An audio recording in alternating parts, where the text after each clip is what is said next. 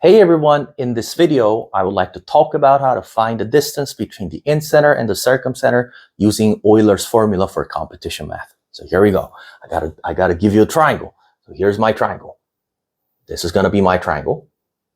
And I need to sketch the in circle. And of course, the in circle is gonna be formed by connecting all those, in center is gonna be formed by connecting all those angle bisectors of these interior angles. And we need to sketch the circumcircle. That's going to be hard. It's going to be tough. But we did it. All right, so let's just try to extend this picture. All right, so let's just label these dots as A and B and C. Okay, and there's going to be the in-center I. I'm going to label this as I. And I have the circumcenter probably around here. Probably around here. All right, so this is going to be O. Okay, so I want you to sketch AI passing all the way down here, and I would like to call this as D. And I want you to plot all these diameter passing through O and I.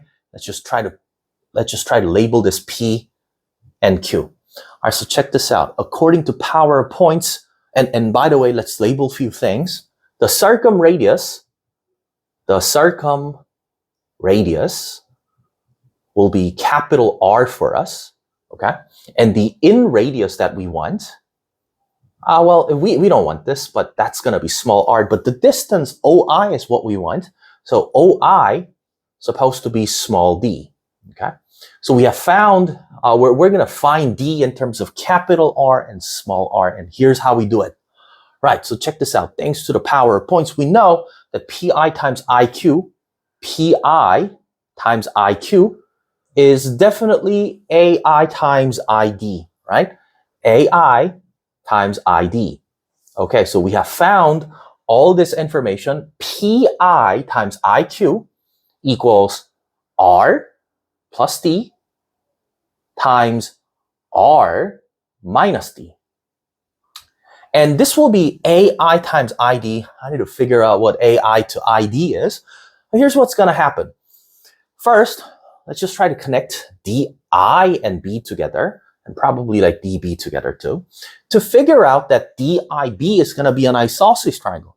But how do I know it? Well, we got to use the facts about the angle bisectors. So these are the dots. I'm going to label it as dot, and I'm going to label this as an X mark, okay? I'm going to mark this with X's. All right, so here we go. This angle out here, DIB, measure of angle DIB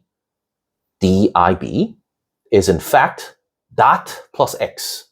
How do I know it? Because that's true by the sum of interior angles. Two remote interior angle becomes the exterior angle, measure of exterior angle, that becomes a dot plus X. But at the same time, what do I know about this angle out here? That's going to be a dot. How do I know it? Thanks to the angle bisector CD, arc CD, intercepts the same amount of inscribing angle, and same goes for DB too. Arc DB intercepts the same amount of arc, and which means that same amount of inscribed angle. So I can tell you that these are having the same length. So it's going to be a midpoint of C and B. All right, so that means that CD, the another inscribed angle, is just going to be a dot. So it's kind of like relevant information, but that's just dot plus X. So if I say measure of DBI, that becomes a dot plus X. So we have found that DI and DB are the same thing. Got it. So that will be just DB. That's what we have. Right. So check this out. I'm going to plot a point of tangency, especially with the in circle and ABC, such that that becomes my small r, and I know that that becomes a right angle. But at the same time, I'm going to make sure that DO gets connected such that it gets all extended and somehow making all those right triangles. So you know that that's going to be a right triangle because DO and whatever point that's on there, let's try to call it as E, whatever point that is going to be on there, it's DE's forming a diameter. If you form a diameter, that becomes a hypotenuse. So we have found a dot down there. Why though? Because DB and CD, they're having the same amount of arcs. So we have found similar figures. So those figure, well, I can call it, well, let's just try to mark it out here. There's so many information like flying around, right? So here we go. There's so many information that are flying around, but here's what has happened. We have found that triangle DBE is so similar. This is going to be similar to triangle AI, and shall I call it F? Yes. So DBE and IFA. Right, so here's what has happened. R to AI equals DB to 2R.